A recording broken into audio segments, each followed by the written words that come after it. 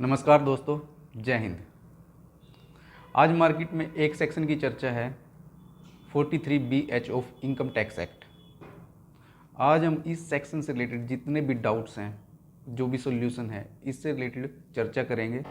आइए जानते हैं ये सेक्शन क्या कहता है। अगर आपने स्मॉल एंड मीडियम एंटरप्राइजेज से परचेज की है तो आपको 15 दिन और 45 दिन के अंदर पेमेंट करनी होगी। ये सेक्शन पेमेंट का है। अगर आप पेमेंट नहीं करते हो तो जितनी परचेज की आप पेमेंट नहीं करते हो वो आपकी इनकम मान ली जाएगी। अब एक चार्ट के थ्रू समझते हैं कि ये सेक्शन क्या कहता है। परचेज किया मैन्युफैक्चरर ने किससे? दूसरी मैन्युफैक्चरर फर्म से, तो पेमेंट करनी पड़ेगी 45 दिन और 15 दिन के अंदर। ये पेमेंट का सेक्शन है।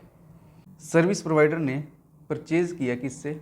मैन्युफैक्चरर से और सर्विस प्रोवाइडर से, तो 45 दिन और 50 दिन के अंदर पेमेंट करनी पड़ेगी। ट्रेडर ने परचेज किया मैन्युफैक्चरर से और सर्विस प्रोवाइडर से, तो 45 दिन या 15 दिन के अंदर पेमेंट करनी पड़ेगी। अगर किसी फर्म ने, जैसे मैन्युफैक्चरर ने, सर्विस प्रोवाइडर और ट्रेडर ने परचेज किससे की है?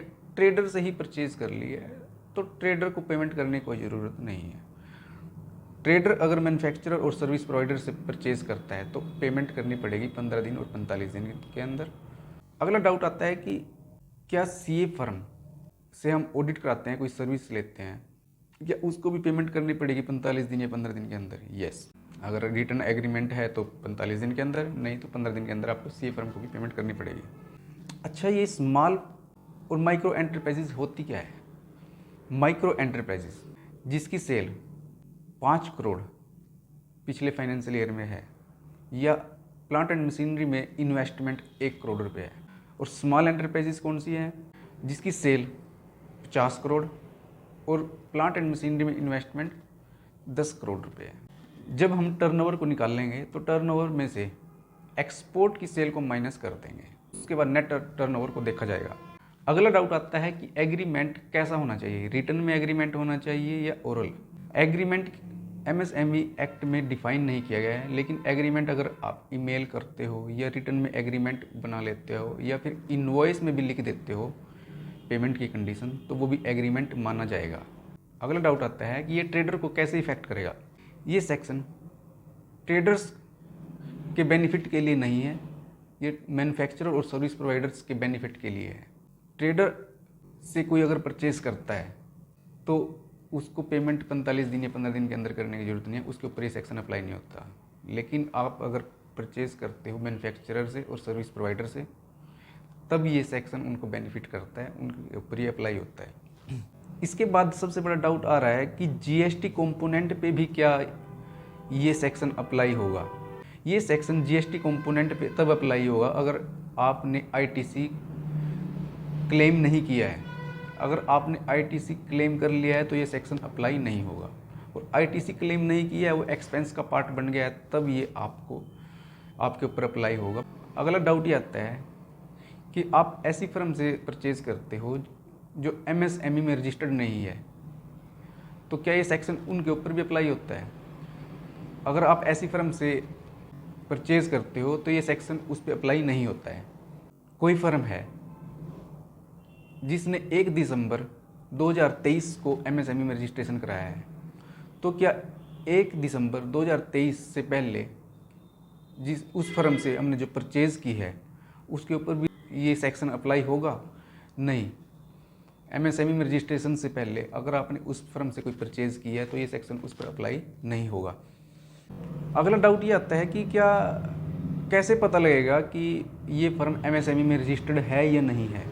इसके लिए आपको अपने क्लाइंट से एमएसएमई का रजिस्ट्रेशन नंबर मांगना पड़ेगा और वेबसाइट पे जाके वेरीफाई करना पड़ेगा कि ये स्मॉल है या माइक्रो है।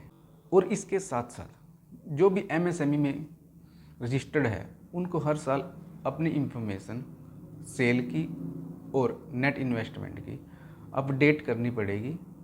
आपकी सेल और नेट इन्वेस्टमेंट को पोर्टल अपने आप उठा लेगा, आपको सिर्फ उसको वेरीफाई करके अपडेट करना है।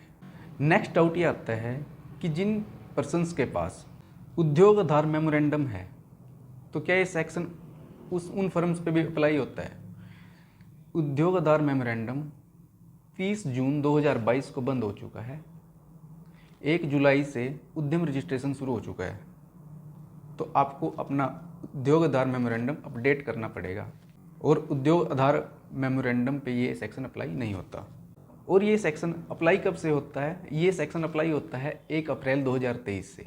1 अप्रैल 2023 के बाद जो परचेज़ किया है आपने उसके ऊपर ये सेक्शन अप्लाई होएगा। उससे पहले जो परचेज़ आउटस्टैंडिंग है जिसकी पेमेंट, उस पर ये सेक्शन अप्लाई नहीं होता। अगला सवाल ये आता है कि अगर हम डिले पेमेंट करते हैं तो क्या पेनल्टीज़ पड़ेंगी? सबसे पहले तो वो परचेज़ आपकी इनकम बन जाएगी और उसके ऊपर इंटरेस्ट लगेगा बैंक रेट से 3 गुना। एग्जाम्पल के तौर पे अगर आप पेमेंट डिले करते हो तो जो बैंक का रेट चल रहा है, बैंक का रेट मान के चलो कि 7% चल रहा है, तो आपको इंटरेस्ट देना पड़ेगा 21% और ये मंथली कंपाउंडेड होगा। और ये जो इंटरेस्ट आप पे करोगे ये एज एक्सपेंस भी अलाउ नहीं होगा। अगला डाउट ये आता है कि क्या ये सेक्शन रिवेन्यू परचेज पे ही अप्लाई होता है या फिर कैपिटल गुड्स पे भी अप्लाई होता है? ये सेक्शन कैपिटल गुड्स पे भी अप्लाई होएगा अगर उसको हम एक्सपेंस का पार्ट मान के चलते हैं। अगर हम एक्सपेंस का पार्ट नहीं मानते हैं तो ये गुड्स पे, कैपिटल गुड्स पे अप्लाई नहीं होगा। सॉल्यूशन क्या है फिर इस सेक्शन का? अगर आप 44AD, 44AE और 44ADA में अपनी ITR भरते हो तो आपके जो परचेज है वो डिसअलाउ नहीं होगी और आप इस सेक्शन से बच सकते हो, लेकिन इंटरेस्ट की पेमेंट आपको फिर भी करनी पड़ेगी। क्या होगा अगर एडवांस पे कर दिया है तब भी ये सेक्शन अप्लाई होगा?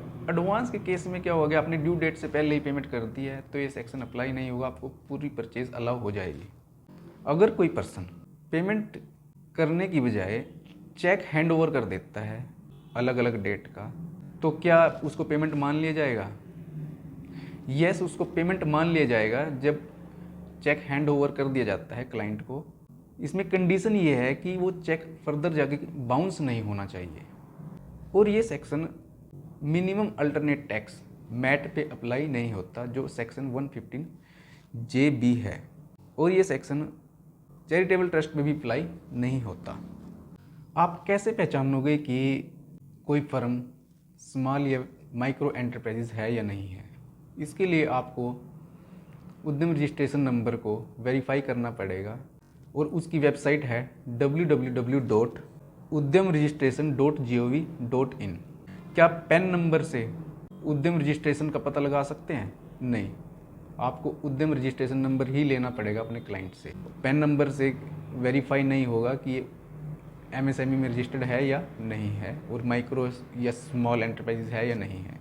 अगर आपने किसी फर्म से परचेज किया है जो कि MSME में रजिस्टर्ड है, माइक्रो और स्मॉल एंटरप्राइजेज है, और उस परचेज में कोई डाउट आता है, वो डिस्प्यूटेड गुड्स हैं, आपको उसकी क्वालिटी पे डाउट है, तो आपको क्या करना पड़ेगा? 15 दिन के अंदर रिटर्न में एक ये डिस्प्यूट उस फर्म के आगे डिस्क्लोज करनी पड़ेगी।